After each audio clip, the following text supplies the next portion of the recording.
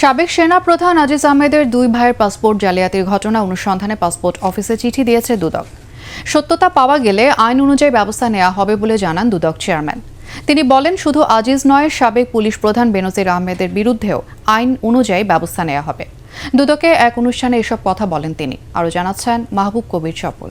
Walton fridge কিনে অনেকের মতো আপনিও হয়ে যেতে পারেন মিলেনিয়াল। সেরা পণ্যের সেরা অফার।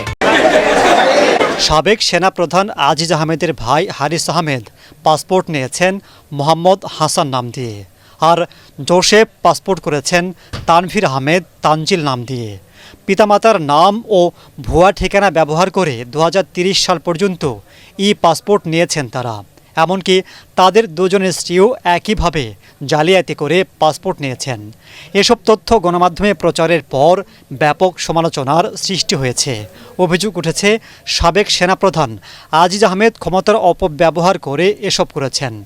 বিষয়টির অনুসন্ধানে পাসপোর্ট অফিসে চিঠি দেওয়া হয়েছে বলে জানান দুদক চেয়ারম্যান। ভাই মিথ্যা তথ্য দিয়ে পাসপোর্ট নিছে, এটা আজিজের দোষ তো না, এটা তার ভাই এবং পাসপোর্ট ডিপার্টমেন্টের লোক।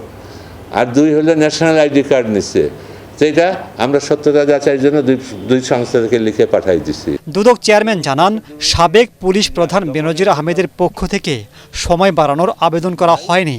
ন্যায় বিচারের স্বার্থেই তাকে সময় দেওয়া হয়েছে। বেনজিরের আবেদন আমাদের গেটে দিয়ে গেছে জনৈক ব্যক্তি, তার নাম পরিচয় আমরা জানি না। প্রথম তারিখে না আসলে তাকে আরেকটা সুযোগ দেওয়া যায়, শতকরা 100 জনকে, সে ওই বিবেচনায় তাকে দেওয়া হয়েছে সময়। আপনারা বলতেছেন যে দুদক বিদেশে যাওয়ার ব্যবস্থা করে দিছে, দুদক ব্যবস্থা করে দিছে টাকা সমস্ত উঠাই দেওয়ার জন্য। তো এগুলি তো আপনাদের, এর জন্যই আমাদের লোকজন আপনাদেরকে অ্যাভয়েড করতে চায়। এ সময় দুদক কমিশনার জহুরুল হক বলেন, দুর্নীতি করে অনেকেই ভিআইপি সিআইপির মর্যাদা পাচ্ছেন, যা দুঃখজনক। আমি বৈধ সম্পদ নিয়ে জীবনযাপন করি, আমাকে কেউ পাত্তা দেয় না।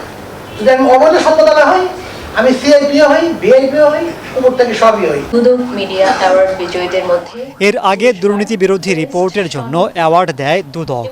এটিএন বাংলার বিশেষ প্রতিনিধি মাহবুব কবির চপল টেলিভিশন ক্যাটাগরিতে সেরা হন।